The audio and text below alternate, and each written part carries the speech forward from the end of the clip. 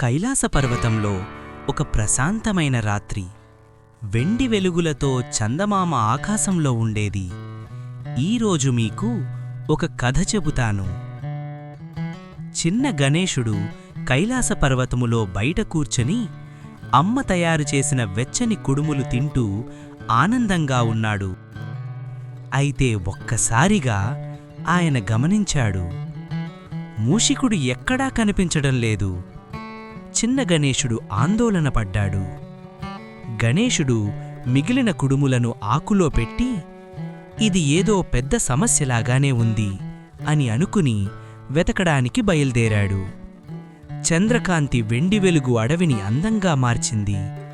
చెట్ల మీద నుండి నక్షత్రాల వెలుగు జారిపడుతున్నట్లుంది. గణేశుడు జాగ్రత్తగా అడవిలోకి నడుస్తూ మూషికుడి కోసం చూస్తూ పోయాడు. కొద్దిసేపటికి అతడు పెద్ద చెట్టు దగ్గరకు చేరాడు. అక్కడ మూషికుడు గుండ్రంగా వాలిపోయి కళ్ళలో కన్నీళ్లు నిండుకొని కూర్చున్నాడు.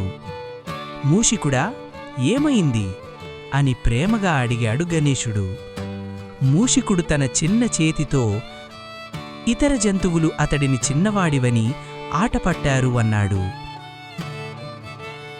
గణేశుడు చిరునవ్వుతో మూషికుణ్ణి దగ్గరగా ఎత్తుకొని, నువ్వు చిన్నవాడివి కావచ్చు, కాని నీ హృదయం చాలా పెద్దది అన్నాడు.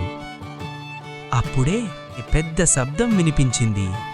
ఇద్దరూ పరిగెత్తుకుంటూ వెళ్ళి చూడగా ఒక భారీ రాయి జారిపడి నది ప్రవాహాన్ని పూర్తిగా ఆపేసింది. అడవిలోని జంతువులు భయంతో అల్లాడుతున్నాయి. నీళ్లు రాకపోతే ఎలా బతుకుతాం అని జింకలు, పక్షులు ఏడుస్తున్నాయి. గణేశుడు ముందుకు వచ్చాడు. అతడు రాయిని చేతులతో నెట్టాడు. తొండంతో లేపడానికి ప్రయత్నించాడు. కాని రాయి కదల్లేదు. అతడు ఆలోచిస్తూ మూషికుడి వైపుకు చూశాడు. ఇది బలంతో కాదు, బుద్ధితో సాధ్యం అని. మూషికుడు లోపల మట్టిని, రాళ్లను తొలగిస్తూ అతడు వేగంగా పనిచేశాడు. అడవి మొత్తం ఆనందంతో కేరింతలు కొట్టింది. గణేశుడు అతడిని చేతుల్లోకి ఎత్తుకొని, నువ్వే అడవికి నిజమైన వీరుడువు అని అన్నాడు. జంతువులందరూ మూషికుడికి క్షమాపణ చెప్పి నమస్కరించారు. చంద్రకాంతిలో మెరిసే అడవిలో గణేశుడు మూషికుడితో ఇంటికి బయల్దేరాడు. అలా ఇద్దరూ కైలాసానికి తిరిగి వెళ్లారు.